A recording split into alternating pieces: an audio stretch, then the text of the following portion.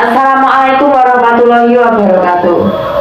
Selamat pagi teman-teman, salam sejahtera bagi kita semua. Rahayu, rahayu, rahayu. Jadi pada pagi hari ini kita meminta sedikit waktu dari Bakal Jopo Montro untuk menjawab pertanyaan-pertanyaan dari beberapa saudara kita, yaitu terkait dengan adanya santet. Jadi perihal santet ini seringkali dibicarakan di masyarakat, bahkan sejak dulu hingga sekarang seperti tidak ada habis-habisnya. Ada beberapa orang yang mengatakan bahwa santet itu nyata, dan juga yang mengatakan bahwa ada orang yang pernah merasakan santet, kemudian orang yang pernah melihat orang terkena santet, dan lain sebagainya.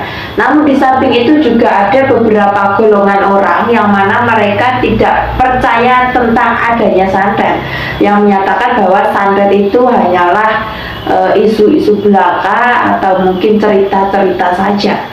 Untuk itu kita akan menanyakan bersama dengan Bakal Jopo Montro. Sugeng Enjing, Mbah. Menganjing, Mbak. Ini ada pertanyaan dari teman-teman, Mbah, terkait dengan adanya hal santet. Apakah santet itu benar-benar ada atau benar-benar nyata, atau apakah santet itu hanya cerita-cerita yang mana tidak nyata, Mbah? Ini menurut pengalaman dan pandangan jenengan gimana, Mbah? Terima kasih. Kita sebelum menjawab pertanyaan baru, kita harus mengerti apa yang dimaksud dengan sebutan santet. Okay. Setiap daerah tentu kita tahu bahwa pasti memiliki bentuk-bentuk nama yang berbeda seperti santet, teluk, guno, duduk, poro sambang, dan sebagainya. Masih banyak sekali. Tiap daerah pasti berbeda sebutannya. Yang intinya bahwa perbuatan santet atau perilaku santet atau bentuk-bentuk santet itu hanyalah untuk menyelakai orang, atau untuk menyengsarakan orang, atau untuk menyakiti orang. Garis besarnya mereka menginginkan orang-orang yang disantet atau orang-orang yang diberi tindakan yang sengsara atau sakit, bahkan hingga meninggal dunia. Sehingga kata-kata santet itu memang terkenal sekali, karena santet adalah merupakan bentuk-bentuk penyiksaan yang berasal dari daerah Jawa Timur, terutama daerah Banyuwangi. Kita akan membeberkan bahwa perbuatan santet yang jelas-jelas merupakan hal yang menyakitkan, yang menyengsarakan. Tentu di dalam kancah hukum Indonesia, apabila terbukti bahwa orang tersebut melakukan perbuatan santet, maka mereka akan dipenjarakan, setidak-tidaknya mereka akan dihakimi oleh massa. Sehingga pelaku-pelaku santet otomatis tidak akan muncul di persada Nusantara ini, artinya mereka ketakutan apabila disebut dengan dukun santet. Adapun orang-orang yang bergambar atau bervideo di dalam layar HP ini hanya merupakan sandiwara saja, karena tidak mungkin orang yang akan dikejar dengan tuntutan, dikejar dengan hukuman, dikejar oleh masa-masa yang akan membunuh, mereka mengakui sebagai dukun santet. Tidak mungkin. Seketika di daerah kita misalkan ada orang yang mengaku dukun santet saja, pasti dibenci oleh tetangganya, ditakuti tetangganya, dan mungkin diusir tetangganya. Sehingga kejadian-kejadian seperti itu, maka tidak mungkin orang pinter nyantet atau ahli nyantet dia akan mengaku dengan bidangnya atau bakatnya. Disinilah bahwa santet atau orang yang menyantet selalu menyembunyikan diri, selalu merahasiakan diri, selalu mereka berada di dalam kegelapan. Artinya mereka tidak mau menampakkan diri. Sehingga apabila kita mempelajari sesuatu, apabila kita melajari dalam satu bidang, maka kita tidak akan bisa menjawab apabila kita tidak mempelajari tentang santet. Mempelajari tentang santet itu sudah merupakan niat-niat yang jahat. Apabila ada orang yang berkata, saya juga pernah belajar santet tapi saya tidak nyantet, itu saja niatnya sudah akan menjurus dengan perbuatan yang akan menyengsarakan rakyat, menyengsarakan warga, menyengsarakan manusia. Karena mereka sudah bilang saya pernah belajar santet. Itu artinya pada saat belajar mereka tidak mungkin untuk edukasi atau untuk mempelajari saja, pasti punya tujuan jahat, gitu loh. Sehingga apa yang ada di hati kita, apa yang kita ucapkan, apabila kita mengucapkan itu yang ada di dalam hati kita, makanya Gus Dur bilang apa yang kita ucapkan itu adalah doa kita, gitu loh.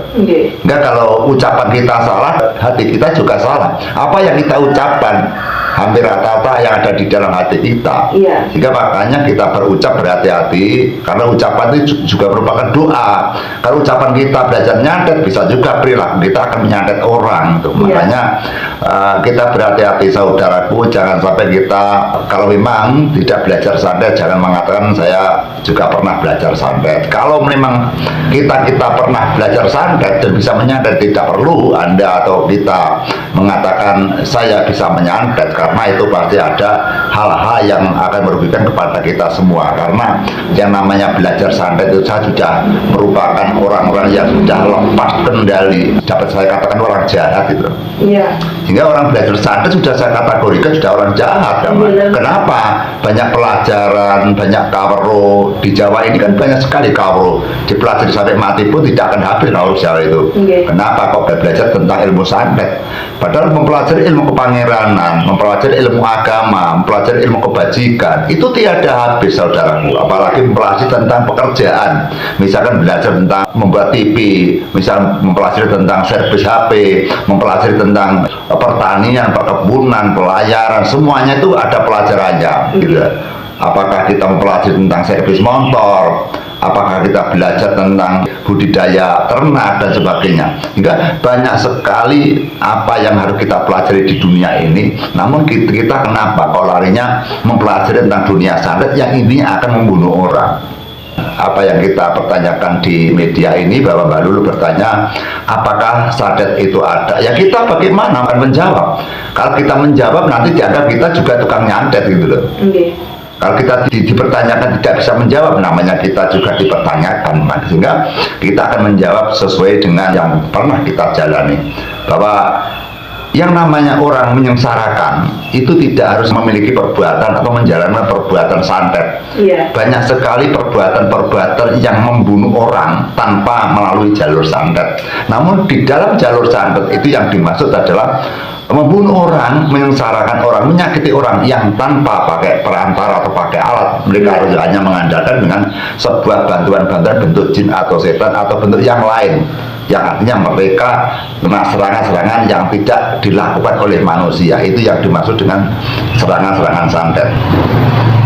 Kita sangat mempelajari sekali hal-hal yang mana daripada kejadian-kejadian yang pernah ada di desa kita, bahwa banyak sekali kita pada saat menjadi seorang sosok tabib, banyak sekali orang yang sakit tidak masuk akal, sehingga akhirnya larinya orang-orang itu, yang satu ke arah tabib, yang satu ke arah paranormal sesepuh. Sehingga karena di medis tidak menemukan jawaban, di medis tidak menemukan obat, sehingga pada saat kita menjalani pengobatan, pada saat kita mijat-mijat orang, kita setelah saya pijat, kita pelurut dari lengan, kemudian dari paha, pinggang, itu saya pelurut itu agar urat-urat itu bisa kendur, agar urat-urat itu bisa tenang, sehingga apabila otot dan saraf bisa lunak atau otot bisa kendor, maka orang itu akan merasakan nyaman. Pada saat saya mengusap-usap lengan mereka yang sakit, ternyata di lengannya itu brodol banyak jarum. Sehingga saya bersama teman saya, yaitu Pak Gono, yang beralamat di Desa Sukorejo, Kecamatan Udanom Blitar. Jadi saya itu pijat tidak sendiri, membawa teman, itu ketepatan mereka sebagai saksi mata orang yang saya suruh untuk membuang jarum atau dom. Sehingga disinilah kita akan menjawab bagaimana. Kalau kita katakan santet tidak ada, bukti nyata saril saya memurut pada orang yang sakit itu, ternyata kita menemukan jarum yang berpuluh-puluh. Itu jarum berasal dari mana itu? Pada saat kita pelurut itu nggak ada jarumnya. Setelah akhir mempelurut itu grenjel seperti ada bentuk-bentuk benda tajam. Ternyata itu jarum. Dan itu tidak satu kali, dua kali. Tapi kami tidak mengetahui bahwa jarum itu berada di dalam tubuh mereka atau di dalam perut mereka. Hingga perut pun juga saya usap gitu, juga keluar jarum. Terus lengannya juga keluar jarum itu. Itu yang dirasakan juga sakit, teman-teman? Enggak merasakan. Jadi saya melurut jarum itu, mereka yang sakit tidak merasakan, dan saya rahasiakan gitu loh. Kalau nanti saya kasih tahu yang sakit itu, Pak, sampai kena santet ini loh buktinya, otomatis yang santet pasti down atau mereka rendah diri gitu. Dia semakin susah. Kalau mereka semakin susah, antibodinya dia menurun, maka dia semakin kekebalan menurun, mereka semakin sakit. Sehingga pada saat saya memelurut orang itu, memijat orang itu menemukan jarum, maka si penderita tidak saya kasih tahu, tapi keluarganya saya kasih tahu.